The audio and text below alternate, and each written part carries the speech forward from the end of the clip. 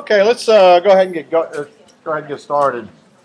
So the first thing is I'm not going to be able to make any outside appointments this week to review the exams, but what I've done is I've extended the deadline to review the exam by an extra week. So you have until the 27th to review the exam. What is a little different this time is normally last Friday would have been the withdrawal deadline, and so you had to make a decision based on 2 exams. Now that the university has moved that deadline back, we'll have 3 of the 4 exams. So at least then you can make a more informed decision about whether you stay or whether you run. Okay. Any other general questions? Okay. So what we're going to be doing is starting into we're going to finish up chapter 11, which is on DNA organization in the genomes of eukaryotic organisms, and then start on DNA replication. But before we do that, let's do our 2 questions. So going back to the lecture before we were rudely interrupted by the exam, we can try this question.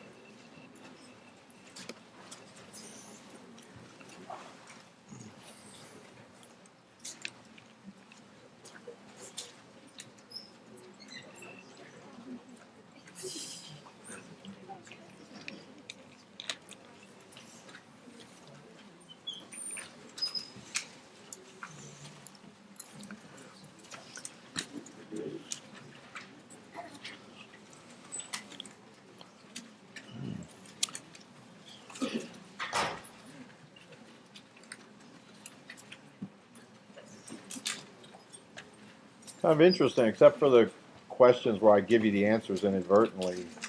The same percentage you're getting it right on the eye clickers as the average on the exams. Does that mean accident for exam questions? No, they're actually, I think few of them might be, but most of them are.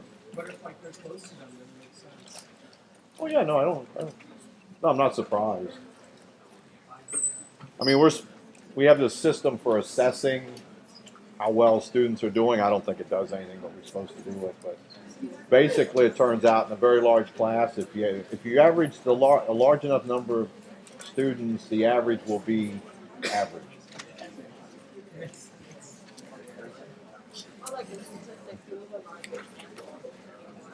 Yeah. Okay, we'll get everybody settled. We'll go to 2 minutes on this one and get everybody settled in.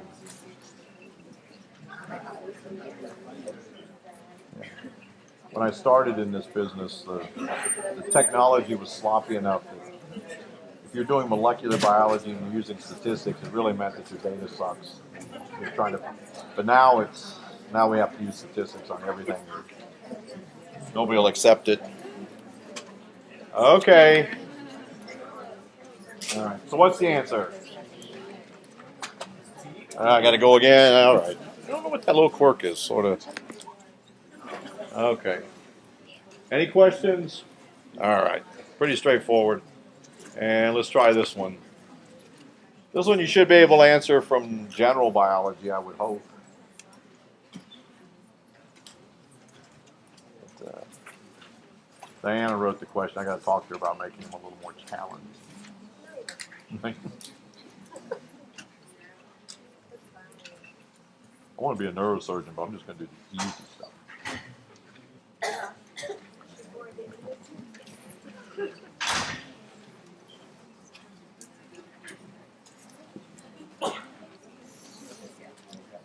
All right, we'll just go to 1 minute on this one. It's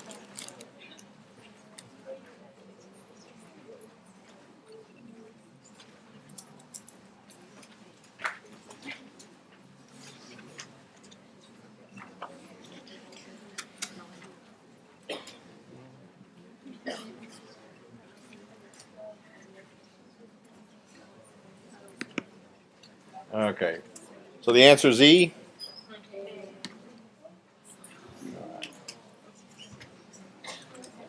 So, of all All the students, how many actually know what that means, or you just know the term?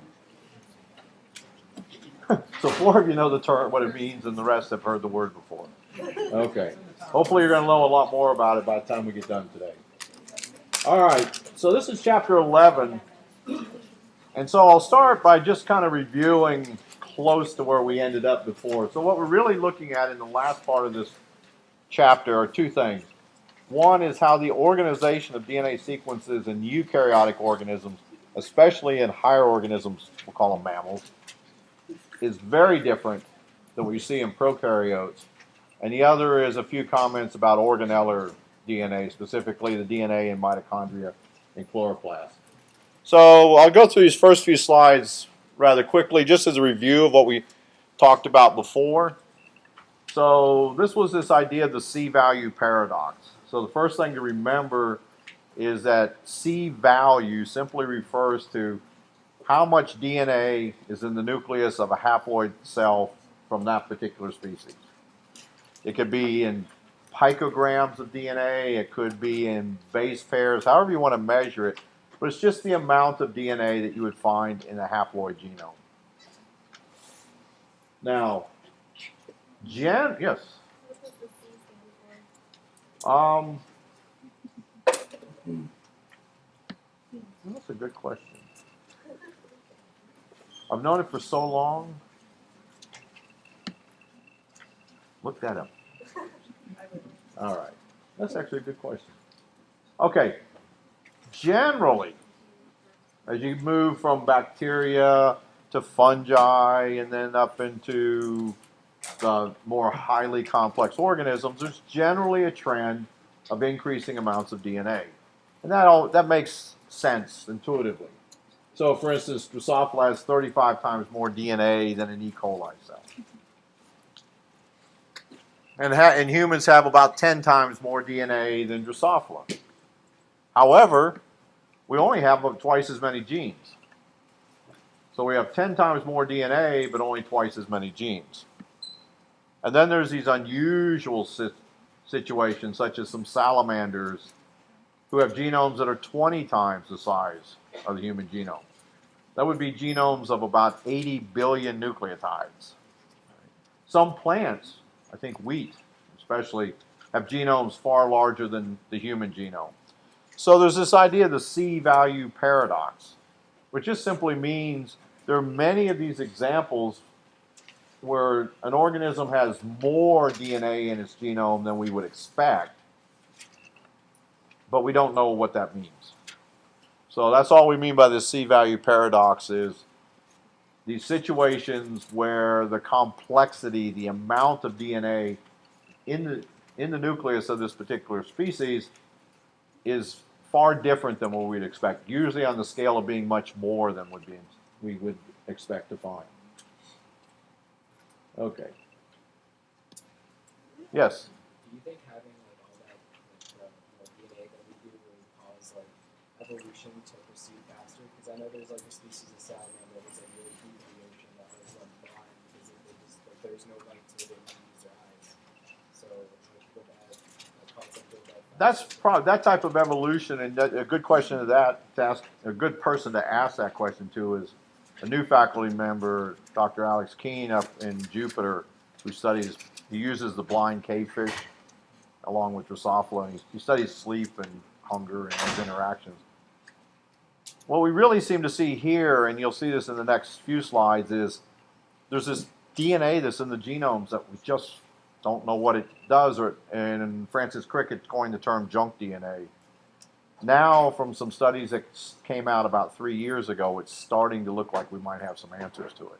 But the kind of evolutionary questions you're talking about are not, I don't think, really a function of these big, huge genomes that just have large amounts of DNA that we don't know. At this point, we just don't know what it does. Okay, so to get at this question about the complexity of these mammalian genomes and these classes of DNA that we'll be talking about, the initial experiments were done by something called renaturation or hybridization experiments and such. And there was something done called the COT analysis. That's where the C comes from.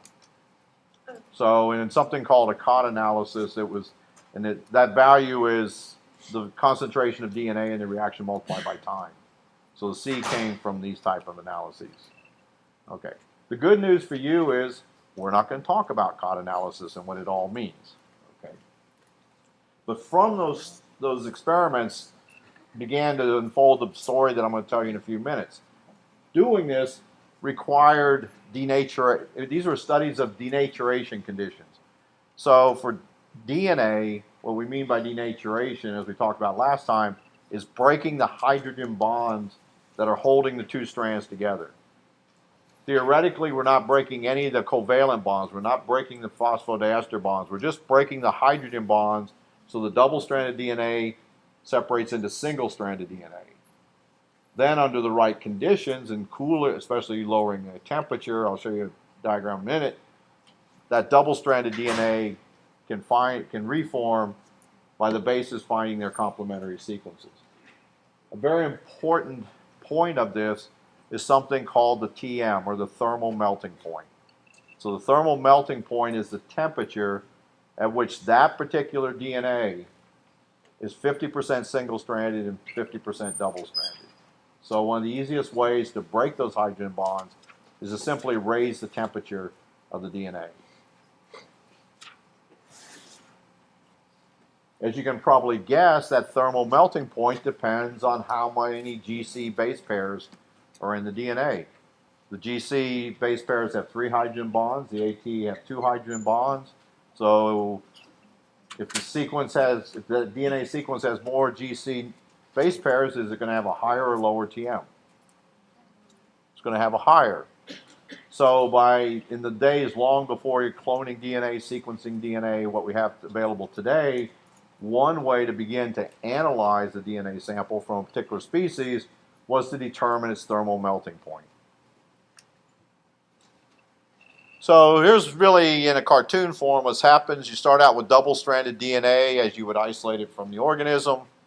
You raise the temperature. As you raise the temperature, the hydrogen bonds start breaking. You get the 2 single-stranded DNA. So this is said to be denatured or melted. Both of those terms mean the same thing. And then you can cool the reaction back down. And as the temperature gets lowered, the sequences will renature or reanneal. So both of those terms mean the same. And you can reform the double-stranded DNA. This is done spontaneously. You don't have to put energy into the system because, as we talked about before, the double-stranded DNA is more thermodynamically stable than the single-stranded. Why? Where are the bases here? They're now exposed to the water because we've broken the hydrogen bonds. This molecule is more stable because those bases want to get away from the water. When they're in the interior of the helix, water is excluded, and so this is more stable, so it forms spontaneously. This ability, this natural functionality of DNA is the linchpin of molecular biology and biotechnology. It is really what allowed this manipulation of DNA sequences to do what was called hybridization. Hybridization normally it means it's been used to bring 2 DNA sequences together, but what it really means is bringing DNA sequences from different sources together and creating a new hybrid molecule. So that was the key so that I could take my DNA from my favorite organism, the vampire bat, and if there were sequences in a yeast cell that were, and here's a very important point, the DNA bases, the base pairing doesn't have to be perfect. But as long as the complementarity is reasonably high, but it doesn't have to be perfect, you can get a double-stranded structure to form. So if there are sequences in Drosophila that have a high level of similarity to sequences in a human, we can take the DNA from Drosophila, we can take the DNA from the human, denature it, mix them together, and form a hybrid Drosophila DNA molecule. So this was called hybridization, and this is really what's meant by recombinant DNA. We're recombining DNA from different sources to make new and novel molecules. And without this, DNA being able to do this, we really wouldn't. We may have the molecular biology we have today, but we'd have to have done it differently.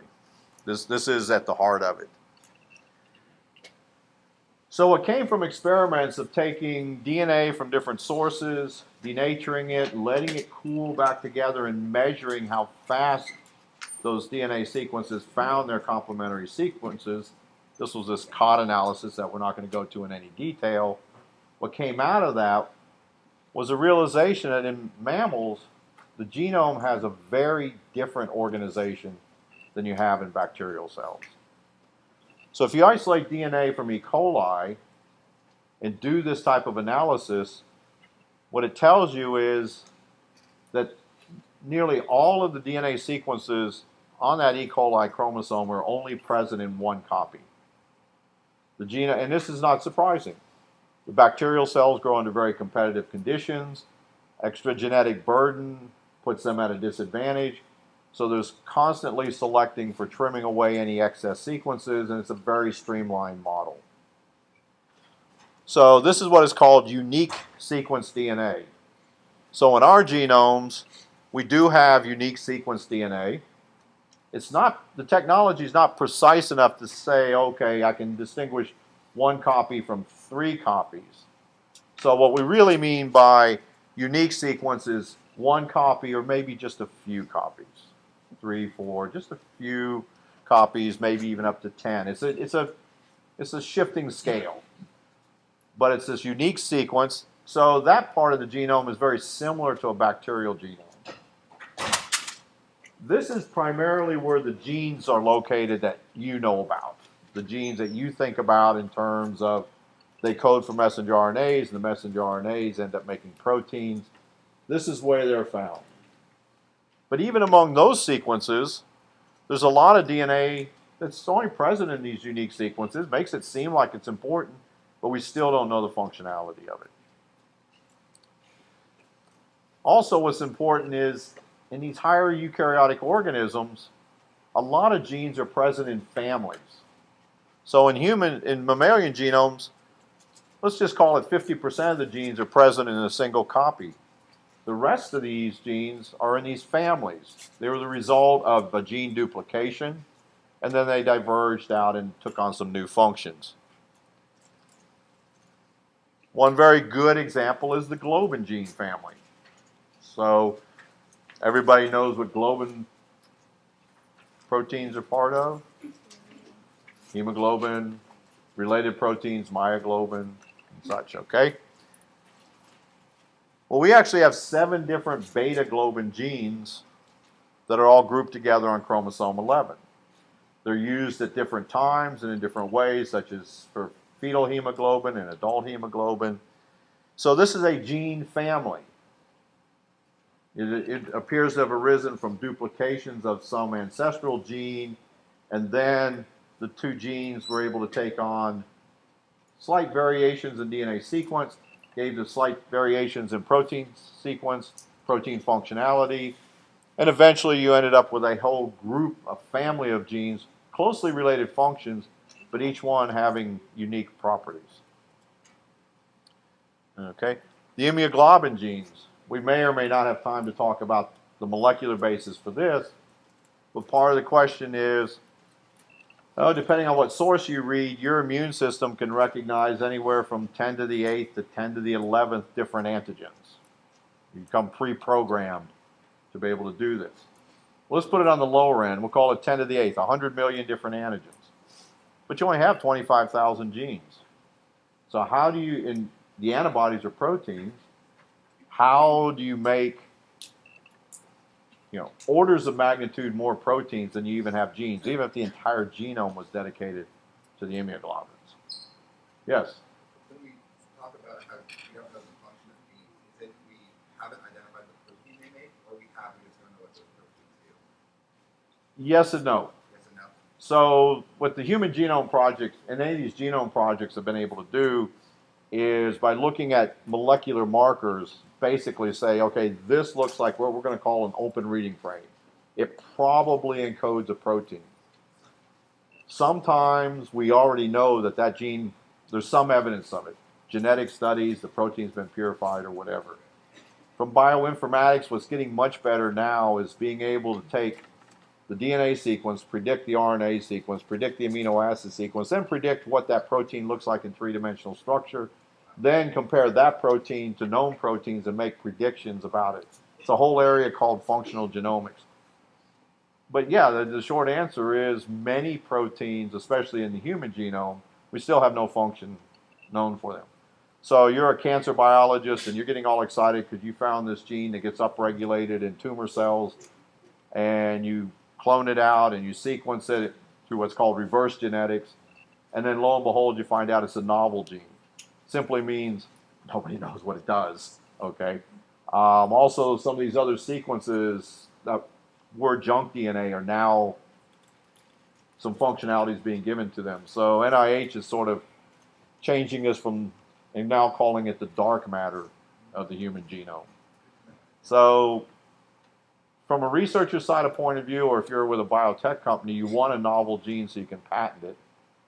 If you're a researcher, if you find a gene that somebody's already studied, it becomes like, so who cares? We already know kind of thing. So, but the big challenge is many times you find that gene, figuring out what it even does. Okay.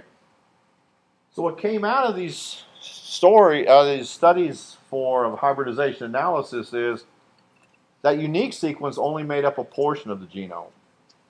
There were also large portions of this genome which were repetitive DNA, which simply means, it's important to remember here, they're not going to be exactly the same, but they're going to be sequences that are very similar to each other, and they're repeated many, many times.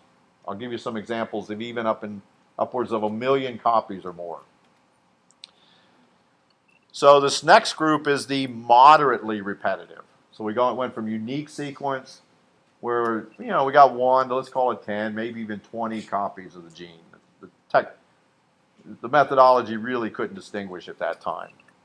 Moderately repetitive, first of all, you can see it's a fairly short sequence, in the range of 150 to 300 base pairs. But it's present thousands of copies. Some of those are known functions, for instance, the tRNAs. Does it make sense that cells would have lots of copies of tRNA genes? Why? You get a lot of tRNA. Okay?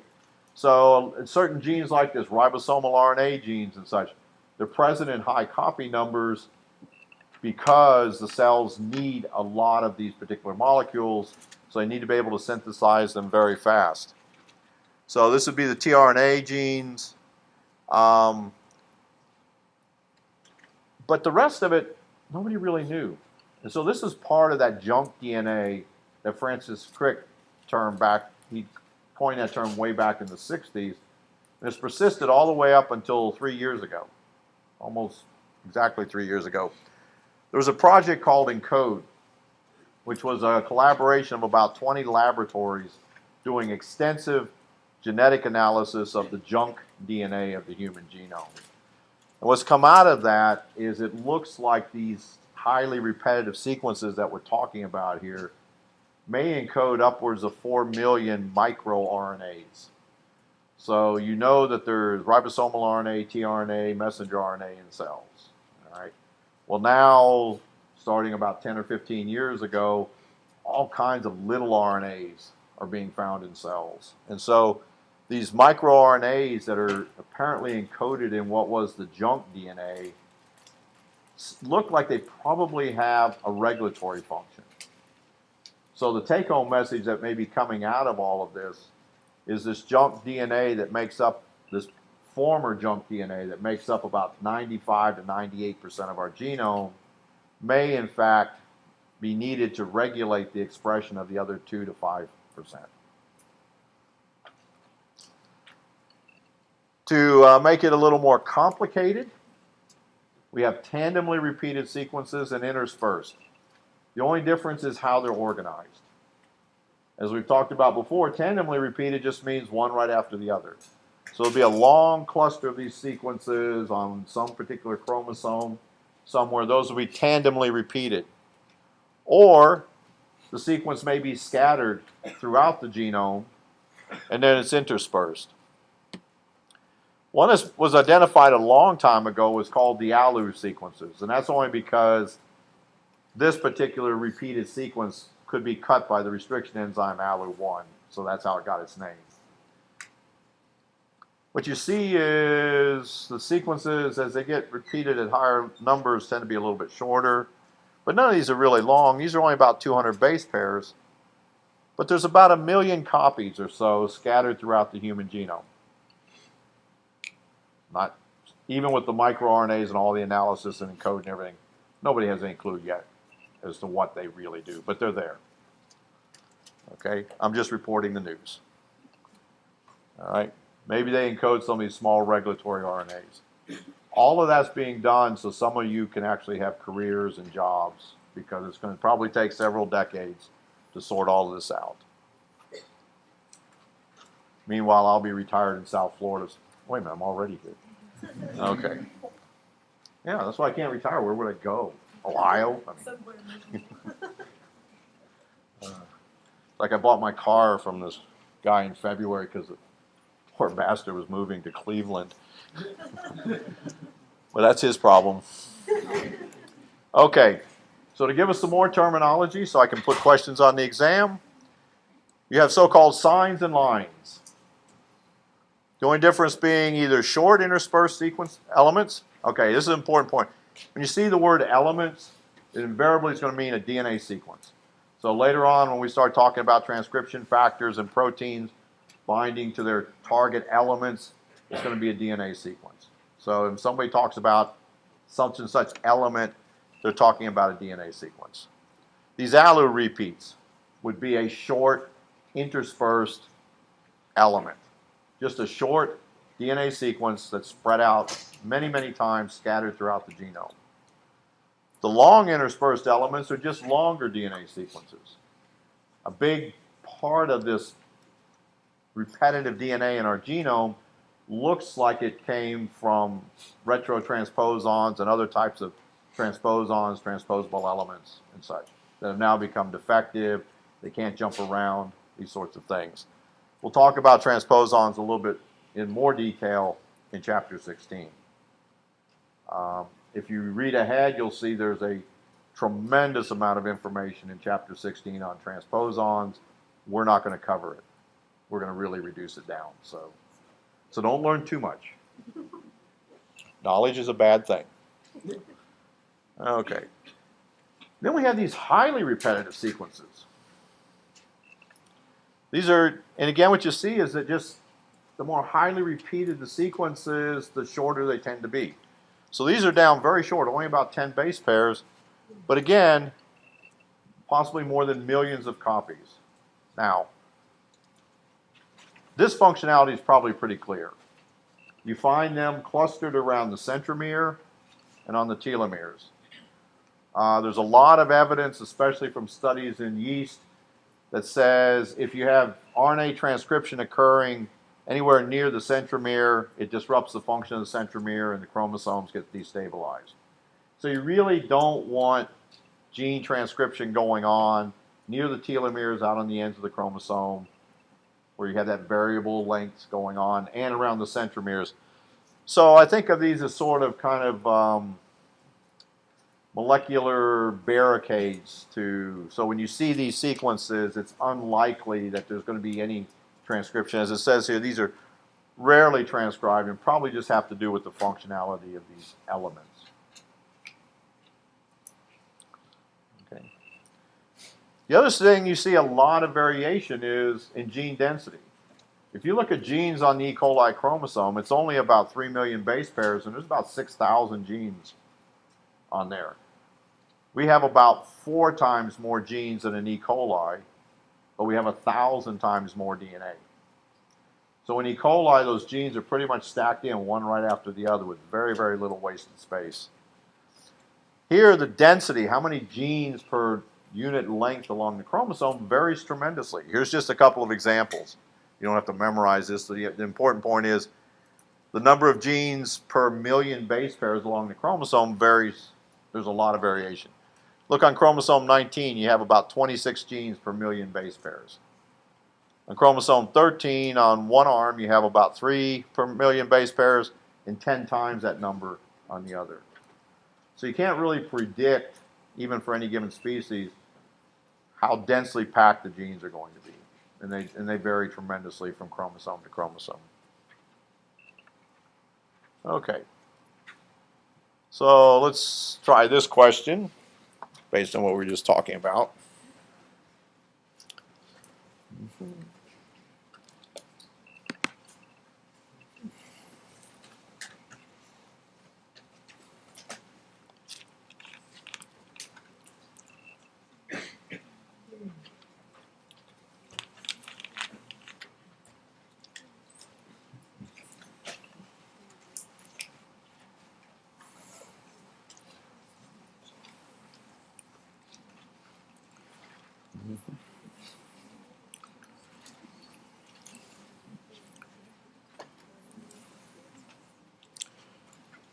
All right. We'll go to 1 minute since this one's going pretty fast.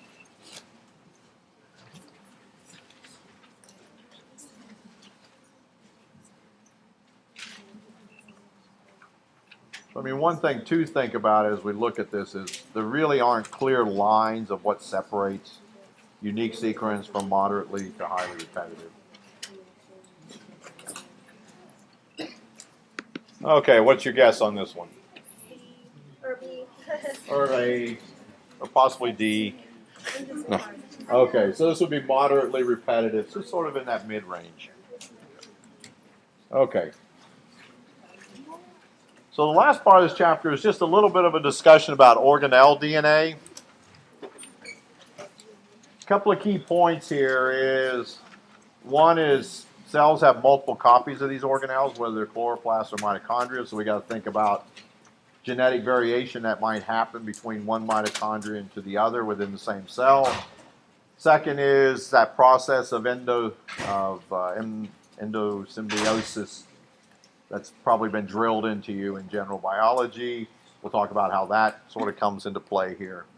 And the other is that these genomes are really quite small. And again, you can't predict them. The yeast genome is much larger than the human genome in terms of the mitochondria. Okay, so first of all, each of these genomes within the mitochondria and the chloroplast, they encode some of the proteins. So there's some proteins, some ribosomal RNAs, some tRNAs, polypeptides being a proteins and such. An important point is all of the proteins that are needed to make the mitochondria are not encoded within the organelle genome. Rather, they're encoded in the nucleus. The proteins are made in the cytoplasm, and then they have to be imported into the synthesis of the mitochondria. So there's about 900 structural proteins and enzymes that are needed for mitochondrial function. They're all encoded in the nucleus. So this is this idea of endosymbiosis that you've heard about many times before, proposing the whole idea that some primordial bacterium was engulfed by a primordial eukaryotic cell. That cell had been anaerobic, and now through this process of a mutual symbiosis, this bacterium really began to take on this mitochondrial function and brought aerobic respiration into the picture. What you do find, if you look at the genomes of mitochondria and chloroplasts, they do look much more like bacterial genomes than they do eukaryotic genomes. So that's one argument for this endosymbiosis being correct. Actually, because of that, this is why you sometimes get side effects from certain antibiotics. Antibiotics shouldn't give side effects because they're targeted to interfere with protein synthesis or DNA replication or transcription in bacterial systems, and they take advantage of the fact that the enzymes and some of that chemistry is quite different. However, for instance, some of these broad-spectrum antibiotics like tetracycline can sometimes give side effects because they can, in fact, affect the mitochondria, because the mitochondrial genome is more bacterial-like than it is eukaryotic-like. So this is we won't have to go through this in full detail. This is just this idea of how this endosymbiosis occurred and this transition. Sort of, I think they're trying to show this. Yeah, getting this is basically a way of introducing aerobic respiration, which is far more efficient at extracting energy from carbon sources than anaerobic respiration, and a similar process for chloroplasts. The other thing that we've already talked about also is that you have uniparental inheritance. This simply means you inherit these organelles from one parent. In mammals, it's clearly going to be from females because the egg has a significant amount of cytoplasm in it. The sperm doesn't. And so the offspring, the kiddo, whatever you want to call them, is going to inherit the mitochondria that are present in the cytoplasm of the egg. You also can get these heteroplasmic cells. All that means is there's hundreds, if not thousands, of mitochondria within the cell. Unlike the chromosomes, there isn't a mechanism to precisely segregate those mitochondria into the two daughter cells during mitosis and meiosis. So you can get a mixing. And this is very similar to the diagram we showed back in chapter 2, I think, on mitosis, is that if you do have different if you have different alleles of genes in the mitochondria, so that the cell really is a mixture of different, the mitochondria are actually genetically distinct from each other. And they're trying to show this with, I think, the red and the blue or brown and blue, whatever color they use. The fact that it's this, during cell division, the segregation is random, so that after several cell generations, you just really end up with a group of cells which are very heterogeneous in terms of the combination of mitochondrial genomes that are present. So that's all they mean by that, this term, heteroplastic. If you kind of just look at the sizes, and you don't have to memorize these numbers, the idea, you should know is that these mitochondrial genomes are actually quite small. The human mitochondrial genome is only about 17,000 base pairs. Well, that's actually only about a fifth of the size of the F factor from E. coli. So this is about the size of a typical, let's say, antibiotic resistance bearing plasmid from a bacterial cell. This is really quite small. It encodes 2 ribosomal RNAs, 22 tRNAs, and 13 proteins. The rest of the proteins and RNAs that it needs for assembly and maintenance of the mitochondria comes from where? Well, you guys have serious short-term memory. This thing called the nucleus. All right? So it's important, this idea that the majority of the genes needed for the synthesis and the maintenance of these organelles are actually encoded in the nucleus and ultimately transported to the organelle. The other thing you can look at is, for instance, the yeast mitochondrial genome is 5 times, yeast is a single cell, for those who don't notice, but it's 5 times the size of the human mitochondrial genome, but it still encodes 2 ribosomal RNAs, just 3 extra tRNAs and 3 extra polypeptides, but it's 5 times larger.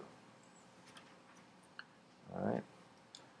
In plants, there's a big variation in mitochondrial genomes. In fact, the rice mitochondrial genome is 10 times larger than that from humans. So it's the same sort of C-value paradox, that you don't have a natural progression of, okay, as you get into more complex organisms, the mitochondrial genomes are larger.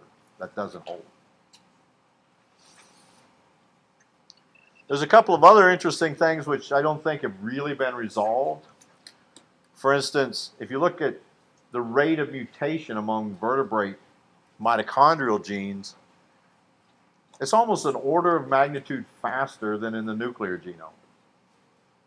Almost like a cell-programmed, genetically programmed, sloppier replication system, or wherever these mutations are coming from. But the vertebrate mitochondrial genome actually, and there's good documentation for this, mutates faster than the nuclear genome. However, the number of genes in the organization seems to remain pretty constant. Yet the plant mitochondrial genomes mutate almost tenfold slower. So the mitochondrial genomes in vertebrates are mutating 10 times faster. The plant mitochondrial genomes are mutating 10 times slower. Anybody know why? I mean, I don't. You know? Okay, it's just another one of those black box. You know, the observation has been made, but why? There's speculation on it, but I don't think there's really solid evidence as to why this is happening. The other, which is actually related to the type of research that we do, is it looks like damage to the mitochondrial DNA can also be associated with aging.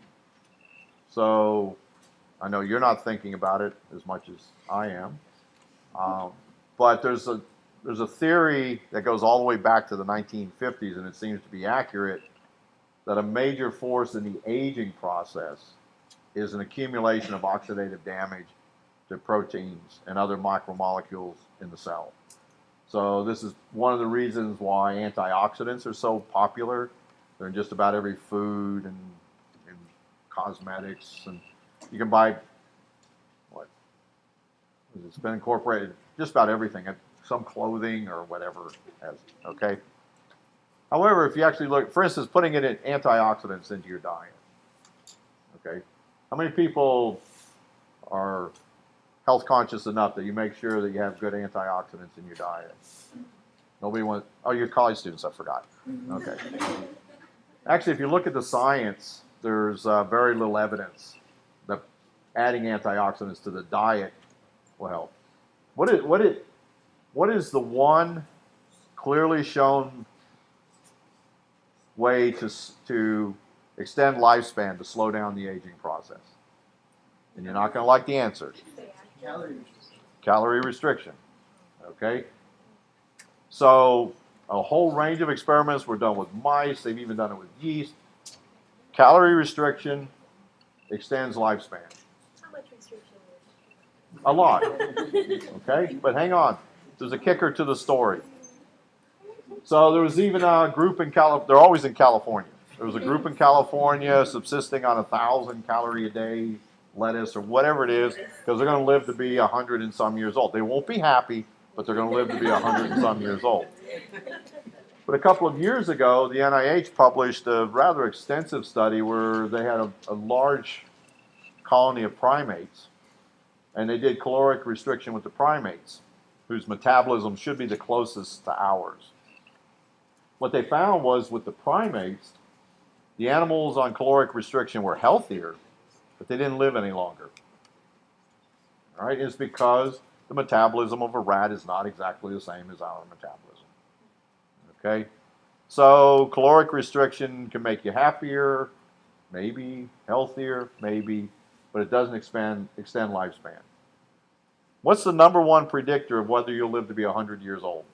Genes.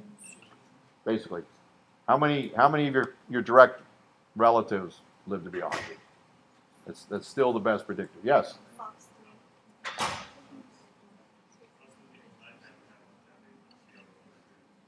I don't know if that's good or bad.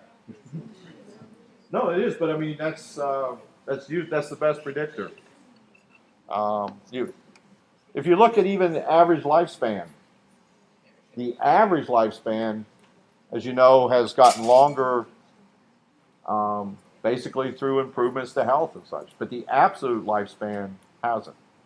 I mean, there's good documentation going back probably several hundred years of individuals living to be about 120, 125, something like that.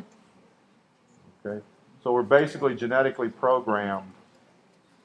Now, my own personal feeling is, I'm getting off track here, but probably if cancer doesn't get you some other disease process, it's organ failure. Now, since we're at a point where we can take a sample from an individual and epithelial cells, these highly differentiated cells, and deprogram them and bring them back to the stem cell stage, that's all doable. If we then know how to, in the laboratory, with the right combination of cytokines and growth factors and everything else, basically grow a liver or whatever you want, and we can make replacement parts, then it may be a different story. Okay, but I think it's too late for me. I don't think that's going to happen. Okay. So anyway, I only did that because I'm actually ready to submit one of the aging grants. So we do it with fruit flies. You know, they're old at like 70 days. But that's why there's really only two phases in a fruit fly's life cycle. The larvae, they're just crawling, eating machines. Then they go through metamorphosis and become flying sex machines. Okay. The main mechanism here, getting us back on track, is the mitochondrial genome. Speaking of sex, the mitochondrial genome has what's been called promiscuous DNA. And there's no film that goes with this. There's no video or anything else. What this really means is it looks like there has been a transfer of some mitochondrial DNA sequences to the nucleus. So there are some genes required for functionality of the mitochondria in the nucleus that look more bacterial-like than eukaryotic-like. So by promiscuous DNA, they just simply mean a sharing of DNA between the mitochondria and the nucleus. Again, there's evidence that it's there. The mechanism, well, that still has to be worked out. Okay. So any questions? Okay. So let's try this question, which I think is going to finish this chapter.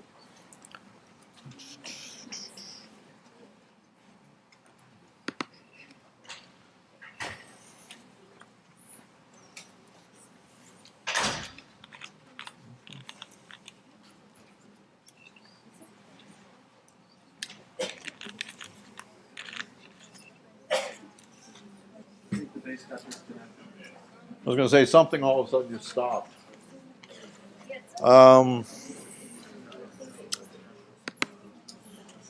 Let's just try it again, see if.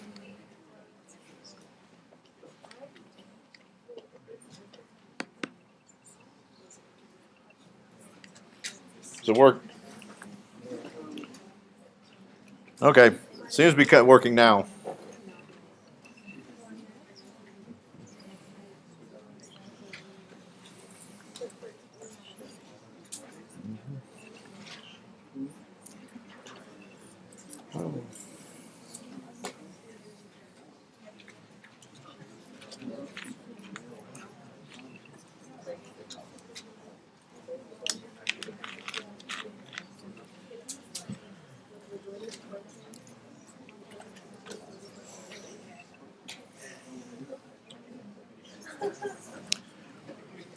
All right, I'll go to 1 minute on this one.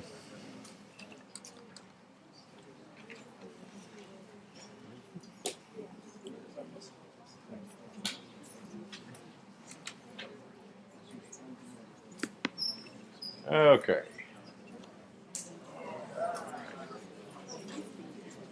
You got that one wrong? All right. What's the question here? Why do I hear so many groans? Because mitochondria comes from bacteria. That's why it seems like it should be able to function like as long as you We just talked about promiscuous DNA and DNA, the fact but that, that doesn't mean that and I said, okay, well, remember, there's about 900 genes in the nucleus. So no, I mean C is important because it's wrong.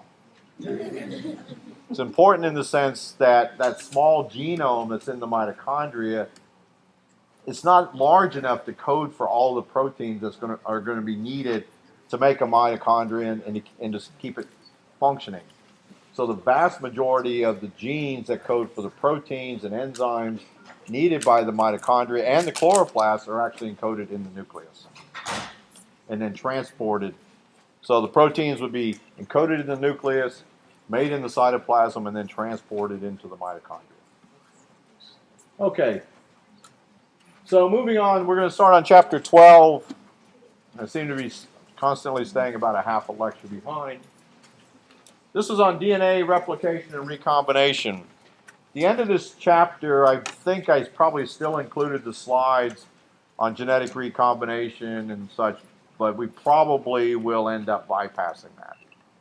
So there probably are some slides at the end of the chapter that we're not going to be covering, which also means they're not going to be on the exam. Okay. So this is one of the really important areas of DNA metabolism. So we talk about DNA metabolism, we have DNA replication, we have transcription, and DNA repair, another area that's probably not talked about too much in other courses, but it's critically important. So this is DNA replication. Here's the problem. These genomes are huge, and this replication has to be very precise. What's going to happen if the error frequency is too high with the DNA replication? Is that a problem? Yeah, it's going to introduce mutations.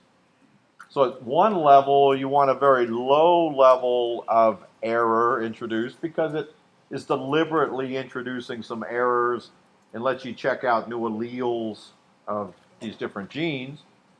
But overall, you need a very high level, and the term is used fidelity. So DNA is a very precise process. Typically, in most systems, it's estimated that it makes its error frequency is less than 1 in a billion nucleotides. Now, that still means in a human cell, probably 4 to 5 mutations are occurring each cell cycle. Okay? But this is an incredibly high level of fidelity. One of the important points that will go through this is there are no enzyme systems that are that precise. But rather, this level of fidelity comes from basically fail-safe systems. So there will be 2 levels. There's actually going to be 3 levels of proofreading of the DNA sequence. And by proofreading over and over again is how you reach this level of fidelity. We'll talk about that as we go through this. Okay. So the E. coli, and in bacteria, this is a very fast process. If you're mechanically inclined, it might make sense to you. E. coli, the genome is about 4.6 million base pairs. According to the literature, DNA replication can be as fast as 20 minutes in the lab. Typically, it's around 30 to 40 minutes for us. But let's work it with this, or let's even call it 30 minutes. Let's just kind of round up the numbers. If you dedicate the entire 30 minutes to replicating the genome, then the math argues you have to replicate this DNA at about 1,000 nucleotides per second in order to be able to get through the 4.6 million base pairs in 30 minutes. So you have to have this very high level of fidelity and moving at a very fast pace. The other that I don't have on here is, since you know that DNA replication is semi-conservative, it means the DNA strands are being unwound. If you do the calculations, the unwinding of the DNA strands would have to be somewhere around about 3,000 RPMs. So what I don't understand is how this replication occurs without sort of whipping the whole cell into some kind of a protein shake from all of this process. So we're moving at about 1,000 nucleotides per second. The DNA is unwinding at about 3,000 RPMs. And yet, it only makes about, under normal conditions, only makes about 1 nucleotide error about every 250 cells. All right. So in the next few minutes, what I hope is you'll understand what semi-conservative replication means rather than you just remembering the term. Okay. So everybody's read Watson and Crick's paper from 1953, right? Okay, of course. A couple of important things. Okay. page number. I got a syllabus from a course on human sexuality or something like that from some other department in the university. And when you're putting new course proposals through, you're supposed to check with all the departments to make sure there's not some significant overlap to courses that we offer. Do we offer courses that have human sexual? No, we don't have any, right? You're trying to find, really? In our department? No, in our department. So anyway, so I look at the syllabus. The syllabus is 17 pages. All right? The grant application I'm writing, the part where I have to tell them exactly what I'm going to do, all the background, all my preliminary data, and exactly what I want to do over the next several years is limited to 13 pages. The syllabus is longer than my grant proposal. Okay? So, but if you go and if you look up, it's a 1953 Nature paper. Watson and Crick's paper is only 1 page long, and it led to the Nobel Prize. In that paper, they also suggest how DNA replication could occur. That once they realized the complementary nature of the double-stranded DNA, that one strand could serve as a template for the other strand. What they couldn't tell from their data was how that happened. And so while they suggested how DNA replication could occur, they couldn't really get the details of it from the work they had. And so the idea was, so this is where Messelson and Stahl came in. And the idea was, this is another one of those landmark cases. So the question is, how does DNA replication occur? How can we try to imagine it occurs? And how do we design an experiment to test against those possibilities? So with all of their creativity, they came up with 3 possible models: conservative, semi-conservative, and dispersive. What they meant by this was, you're going to start out with one double-stranded DNA molecule, and then replication is going to end up with 2 double-stranded DNA molecules, the new daughter helices. All right. Conservative would be one of those 2 new DNA molecules is all old DNA, the original DNA from the first molecule, and the other is all new DNA. Semi-conservative would be the 2 new DNAs are hybrids. One strand is old DNA and one strand is new DNA. And dispersive would argue that in some way the DNA gets broken up into fragments and the old DNA is getting mixed together somewhat randomly with the new DNA. So they came up with these 3 models, and then the idea was, how can we test that? So here's what they're showing in a diagrammatic form. So here's conservative replication. So the old DNA is blue, the new DNA is brown, I think. Red? Red, we'll go with red. Okay, so conservative, so the new DNA is red, the original DNA is blue. Conservative means you get 1 blue helix, 1 red. Replication happens again, 1 blue, 1 red. Here they're both red because the old one's still red. Dispersive means it's a patchwork. That somehow the old and the DNA got fragmented, gets mixed in with the new, so you get a patchwork of red and blue. And semi-conservative means you have 1 blue strand and 1 red strand for each one, and this is what their experiments proved. So this classic experiment that they did was called the Messelson and Stahl experiment. What they needed was a way to distinguish old DNA from new DNA. So they used an isotope, but not, in this case, it's not radioactive. So what is an isotope?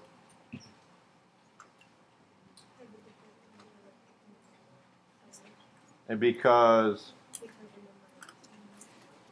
okay, so isotopes have the same number of protons, which really dictates the chemical properties of the atom, but they can have different numbers of neutrons.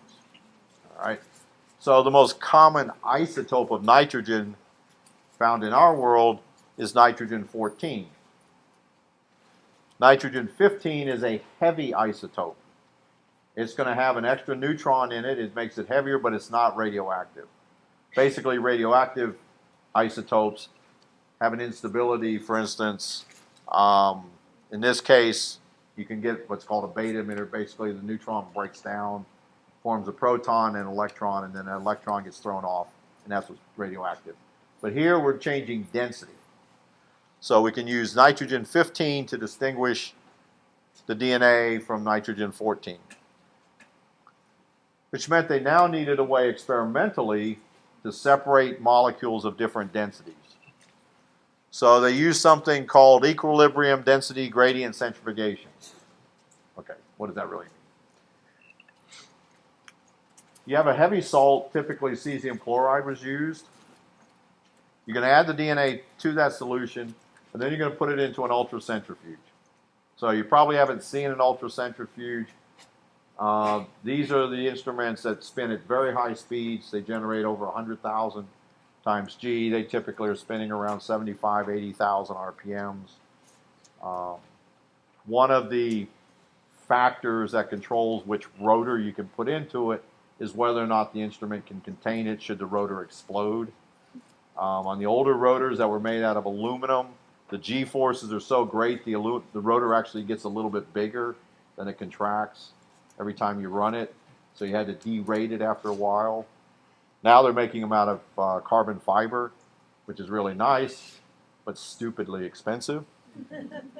Okay, so what's going to happen is you put the cesium chloride, you literally just mix the DNA with the cesium chloride, put it in the tube, put it in the centrifuge, and then spin it for a couple of days. Under these very, very high G forces, the cesium chloride forms a density gradient. So starting from the position closest to the center of the rotor, that's the lightest density, and then it increases in density as it moves out. The DNA is going to move in that cesium gradient up and down until it reaches a point where the density of the DNA equals the density of the cesium, and then it stops. So unlike a typical centrifugation where you're pelleting material, that is, you're trying to centrifuge it hard enough so that some portion of it gets pelleted to the bottom of the tube, this is going to create a density gradient. So that we can tell now when we look at the position of the DNA in that gradient what the density is. All right. So the important thing to remember is the heavier the DNA, when you look at these results, the heavier the DNA, the further down toward the bottom of the centrifuge tube will be the DNA. All right. So that's what this is showing here. So lighter density. So here you start with the centrifuge. This is what's called a swinging bucket rotor. So the centrifuge tubes come out perpendicular to the center of the rotor, and then they drop back into position. And the heavier DNA near the bottom, lighter DNA near the top. All right. So the way they did this was they started out growing E. coli in culture medium that they have supplemented with nitrogen 15. The nitrogen 14 is going to be naturally just present there. The idea is to grow these bacteria long enough that all the DNA, so the old DNA, is going to be uniformly labeled with nitrogen 15. So the old DNA is going to have the heaviest density. Then we're going to transfer the cells into plain medium. Now as the DNA replicates, only nitrogen 14 is being used.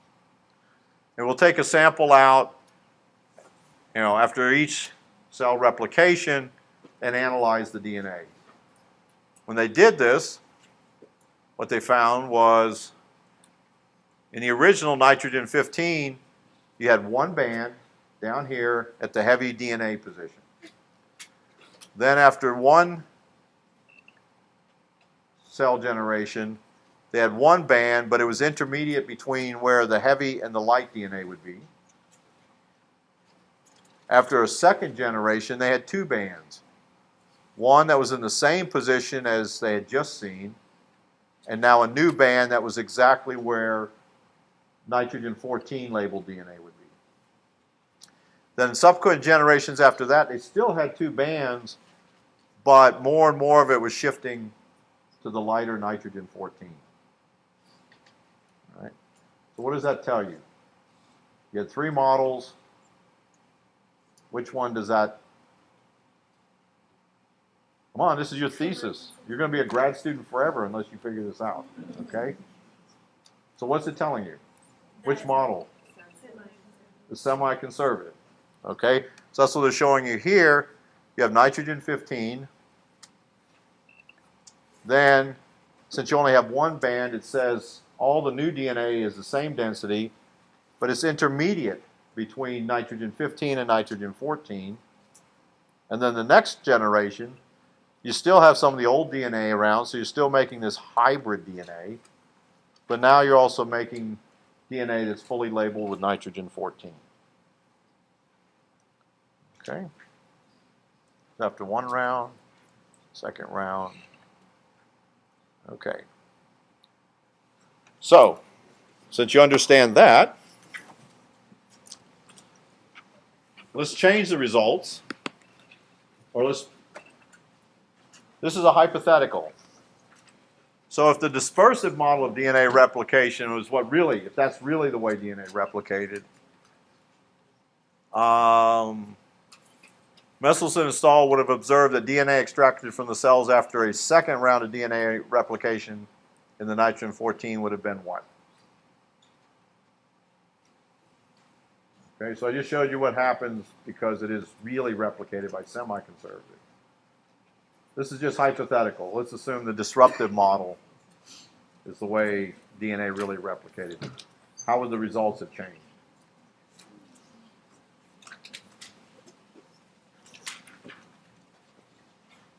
Okay, you can talk to each other and try to figure this one out if you need to.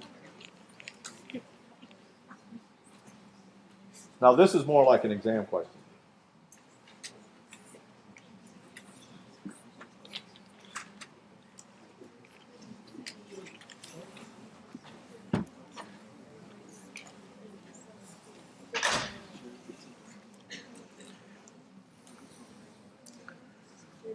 Okay.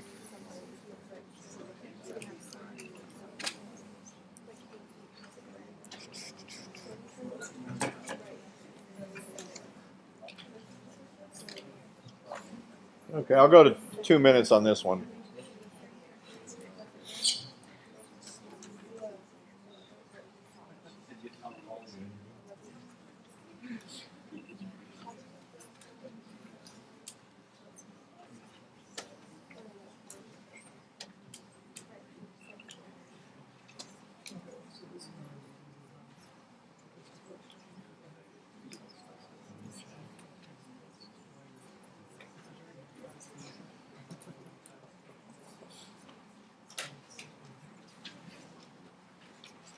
Okay. Okay. 20% of you got it right. So, should we try again, or do you want to? You want to try again? Okay. Which 20%? Which? So raise your hand if you're right. Okay. Let's try it. Well, I don't know. I've done this before, and for some, I don't know, it's somewhat magical or whatever. Second time around works better, huh? If you want. I'm just giving you just a second shot at it. What is the 20% in? No.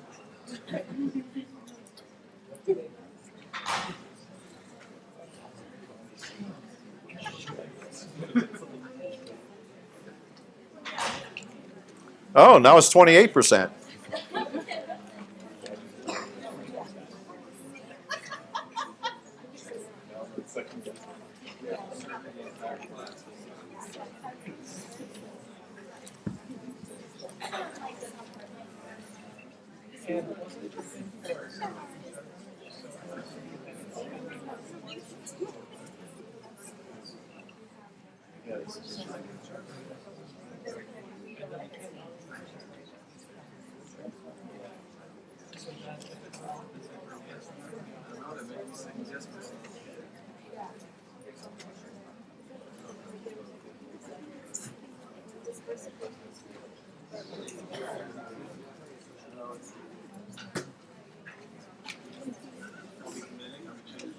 I have no idea. No, I'm still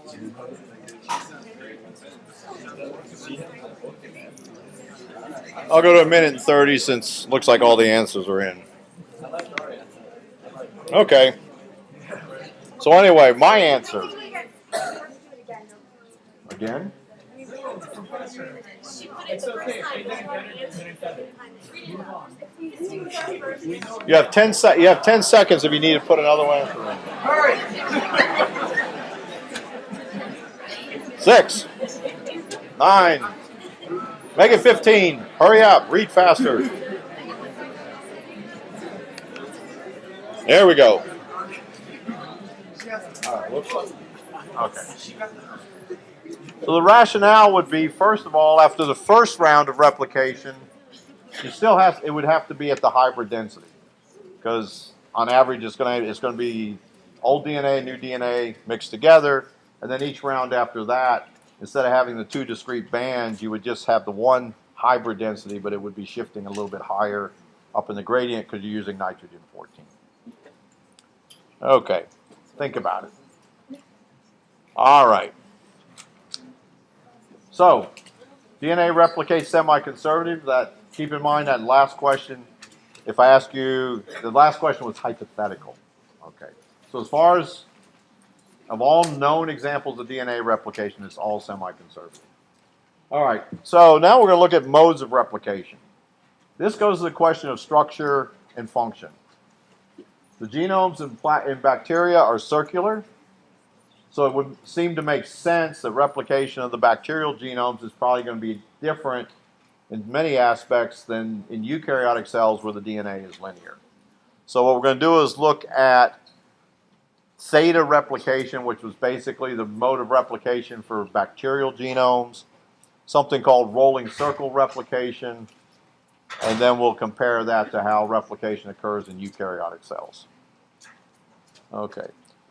So the most basic replication in bacterial cells is a replication of this circular genome. It proceeds by a process called theta replication. And it got that name because, as you'll see, and I'll actually show you some electron micrographs, about halfway through the replication process, it looks like the Greek letter theta. All right. There's a single origin of replication.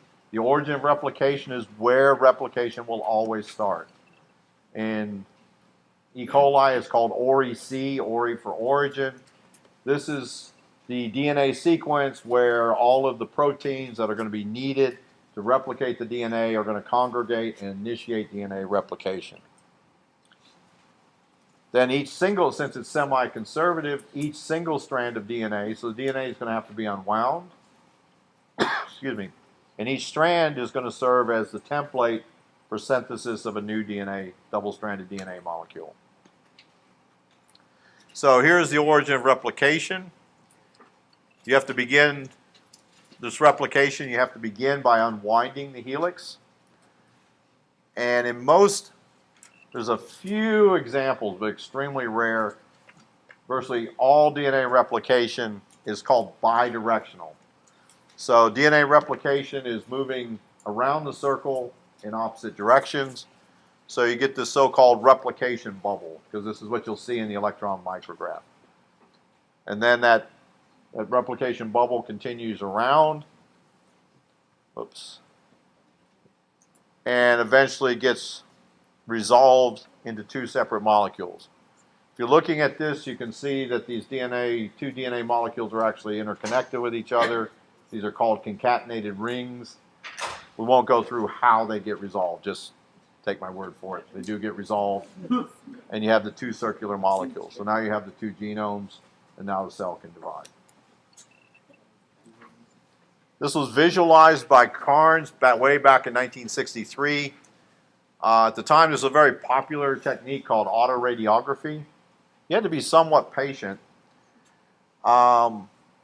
So what's happening here is the cells were grown in a radioactive precursor, probably a tritium-labeled molecule. It's an isotope of hydrogen. And then it was put onto a little grid for electron microscopy. The DNA was isolated, put on the grid, and then it was dipped into a photographic emulsion, which you guys don't know anything about because you're in the digital era.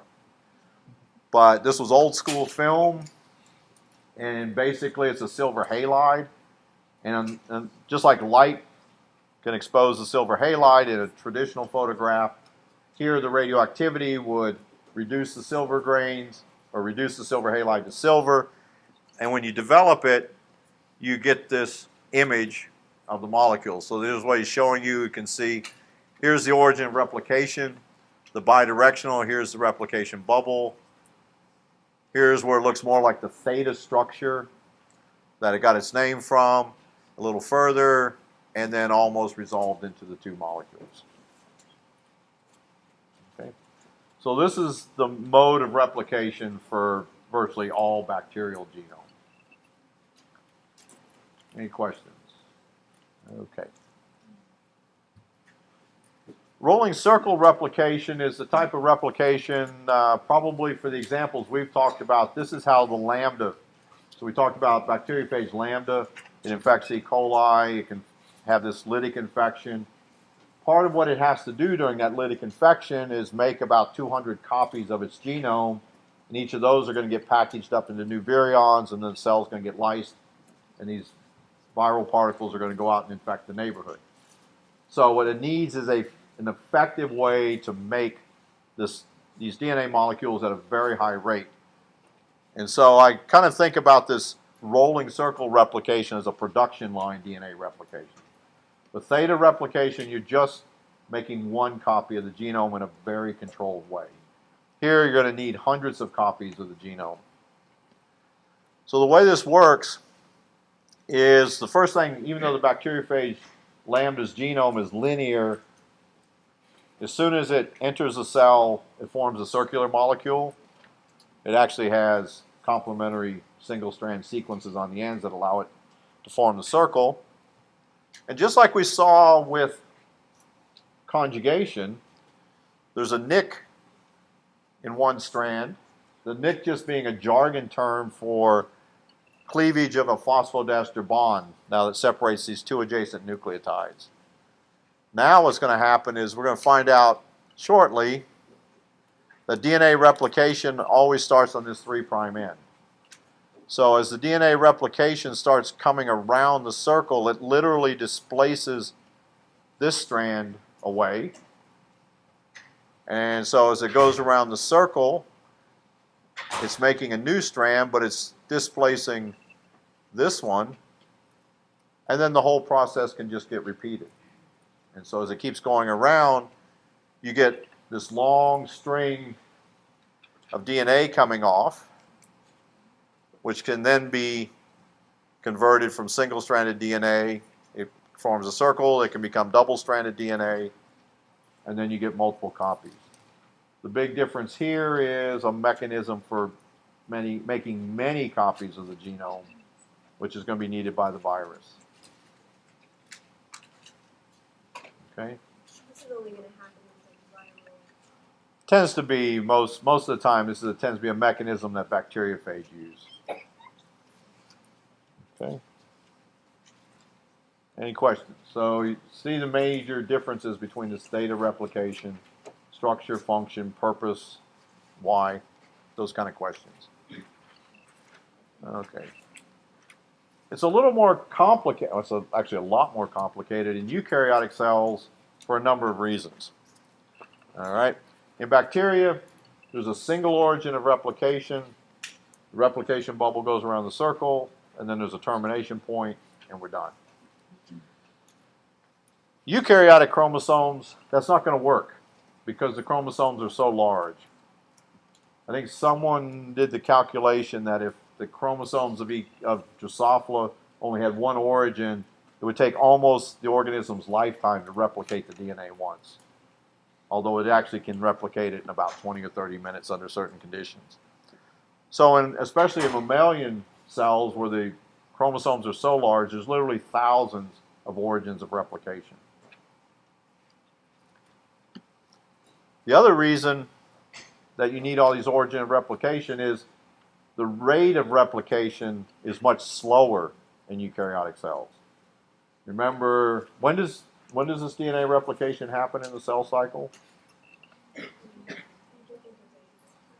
What part? Okay, good. That's for all of you who are going to be taking the final. All right, keep this stuff in mind. All right, so what's coming in there? We just talked about, you got histones, you got to make all these nucleosomes. So the replication and assembly of that chromatin is much more complicated. So the whole process is slower. So the molecules are much larger.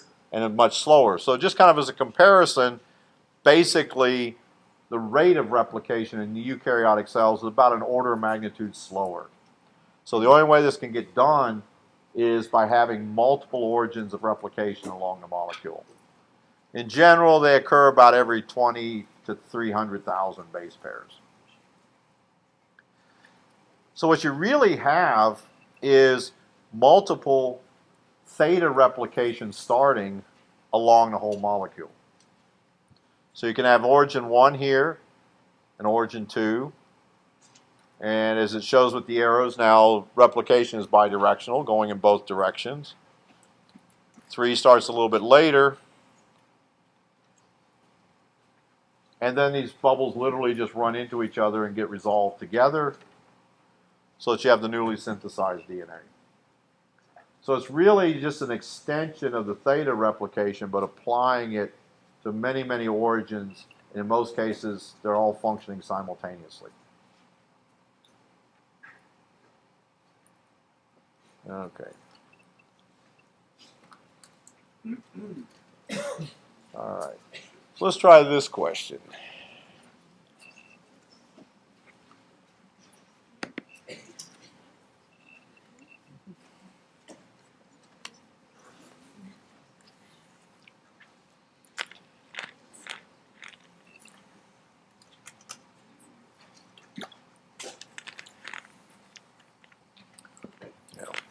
Unlike last time, the majority of you are getting it right this time. About the usual 70%.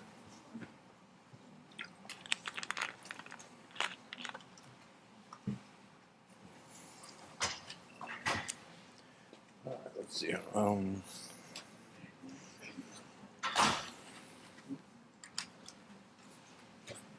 I'll go to 1 minute on this one. Since most of it, yeah, it looks like most of the responses are in.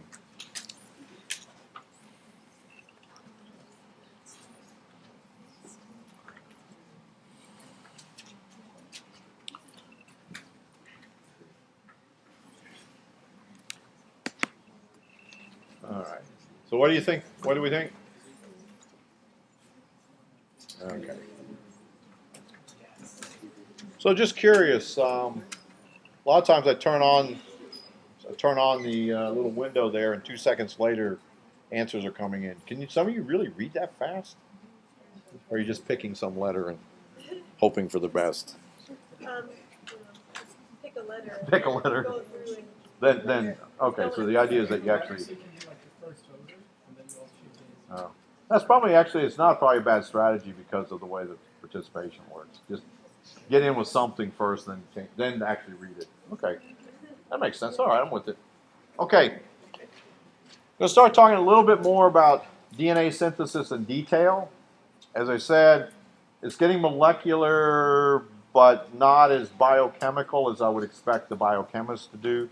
But rather, we're going to talk about the enzymes we're going to focus on are going to be the key ones for the different steps that we need to talk about in terms of a mechanistic approach to how DNA replication occurs. And also, what we're beginning to see here is many of these type of this DNA synthesis, this is what we have to do in the laboratory. Well, in order to be able to do this in the lab, in the test tube, we need to replicate it as closely as we can to the actual cellular condition. So I'll also focus on those enzymes that are widely used in the lab as we kind of bring that back to some of the technology.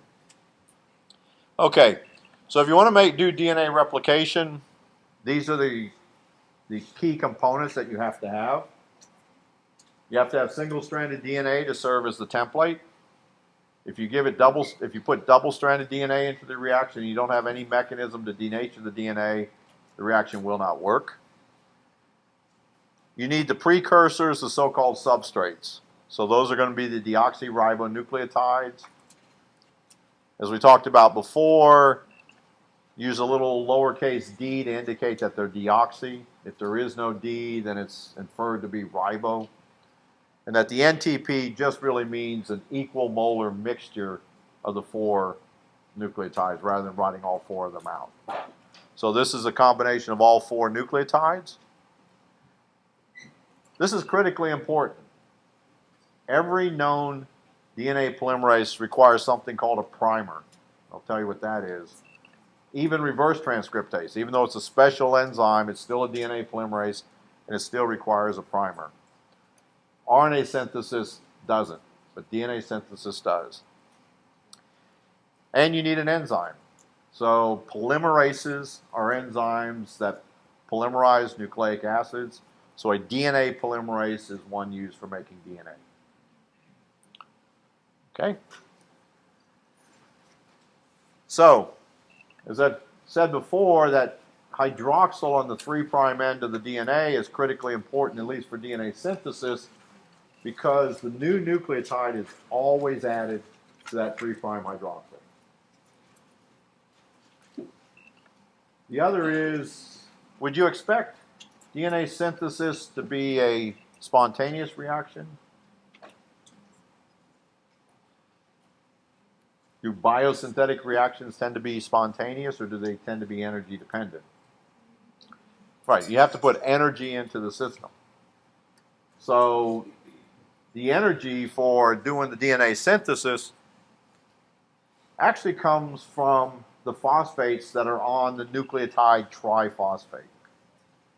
So just like with ATP, you have the same 3 phosphate linkages.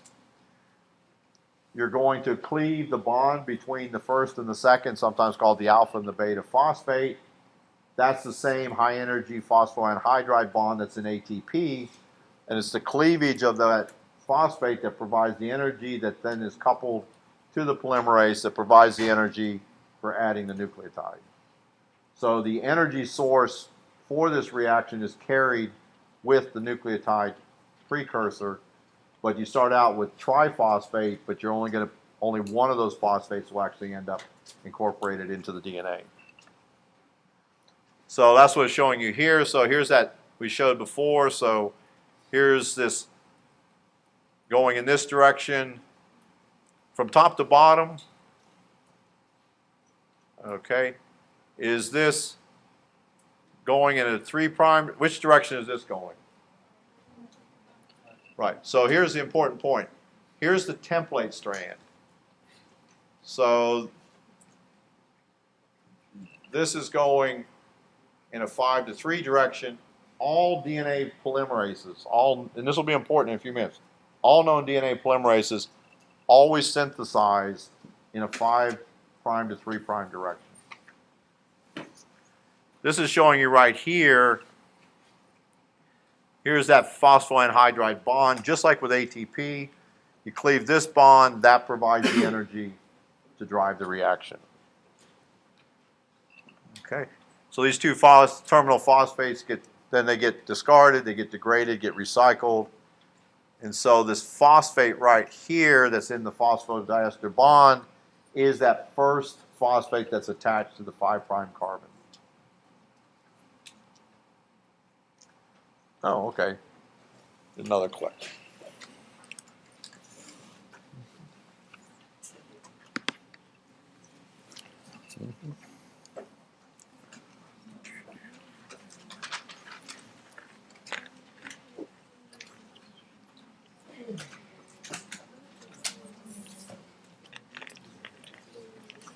Notice it says not required.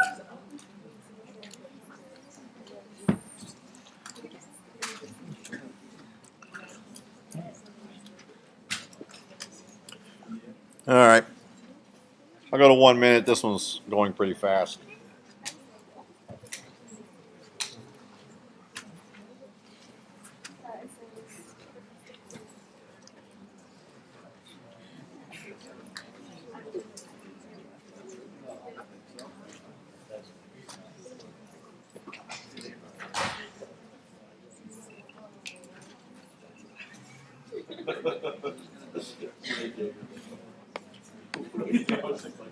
Okay, and the answer.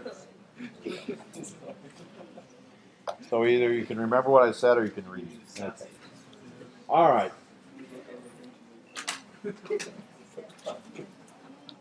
Okay, so here's where it's going to start getting a little bit confusing. Or let's say more confusing than it is. DNA polymerases only add to the 3' end of the nucleotide chain. We already said that. But the two template strands are running anti-parallel. So what that means is DNA synthesis actually has to go in opposite directions on the two strands. Now, for a long time, at least I've heard this, I've read it somewhere, read it, heard it, something. You know, what seemed obvious was, oh, there must be two different DNA polymerases. One goes 5' to 3, and the other goes 3 to 5, and they just follow down the replication bubble. And a lot of people spend a lot of time trying to find that polymerase that synthesizes 3' to 5', but nobody's ever found it. So it's a structural problem. The strands are anti-parallel, but DNA synthesis only goes in one direction, so replication is going to have to occur in opposite directions. So here's what happens. So this is half of that replication bubble that we showed before. So in this case, the helix is unwinding as we go from the left to the right. So here's the replication fork. This little area right in here under normal circumstances is probably the only place where the cell should have single-stranded DNA. Cells that have large amounts of single-stranded DNA have probably had a lot of DNA damage, and they're probably either trying as hard as they can to repair it, or they're probably going to die. Okay. So if they're anti-parallel, here's the template. So the template is going 3' to 5'. So synthesis of the DNA in the same direction that the replication bubble is going isn't a problem. We can go 5' to 3', and this is called leading strand synthesis. This is continuous synthesis. So it's just simply following the replication bubble. As far as we can tell, this strand is, at least in E. coli, is continuous from the origin all the way around to termination. However, that also means that on the opposite strand, what's called the lagging strand, DNA synthesis is actually going to be going right to left, while the helix is unwinding left to right. So this is going in the opposite direction of synthesis. So the question was, how does that happen? And this was worked out by a Japanese investigator named Okazaki. And so these are called Okazaki fragments. And so that lagging strand is actually made up in short segments. So you'll have a short segment, and then the polymerase has to come around, initiate again, and make another short segment. So let's see if it... So that's what it's really showing you here, these Okazaki fragments. Which of these segments was made first? No, on the top of these Okazaki fragments. This one was first, and then second, third. The helix is going to continue to unwind. Then the polymerase is going to have to jump ahead and work backwards. So the polymerase is constantly moving opposite the direction that the helix is going. So when you expand this out, so here's the origin. This would be ORI C in E. coli. You have leading strand synthesis here and up here, because the strands are going anti-parallel. And then here you have the lagging strands, which are made up in these short fragments here and down here. Okay? So what I want to do is in the next couple of minutes, I'll just kind of walk you through this because it can get a little confusing, so I think it'll be a good time, and then we'll stop and we'll come back and start this on Wednesday. So we're going to just look at the E. coli system. It's the most well-studied. It's similar in eukaryotic cells, but we're going to see in many of these molecular processes, just like most bureaucracies, it's much more complicated in eukaryotic cells. It takes more proteins to do the same job as it does. There's more regulation to it, but the overall process is very similar. So we'll use E. coli as an example. So there are these initiator proteins, we'll just call them generically these initiator proteins, and their function is to find that ORI-C sequence, bind to the DNA, and begin to unwind it. to initiate DNA synthesis. There's an enzyme called the DNA helicase, and its job is to continue once those initiator proteins begin to unwind the DNA. The DNA helicase's job is to continue that unwinding. That's what's going to form that replication bubble. But those DNA strands are going to want to come back together. They want to form that double-stranded structure again. So you have these proteins called single-strand binding proteins, or SSB. They have no enzymatic function. I think of them like molecular doorstops. They actually bind to the DNA sequence, the single-stranded template sequence, to prevent the helix from reforming. So they function as a tetramer, which means what? They work together in a group of 4, and they can cover about 35 to 65 base pairs of DNA.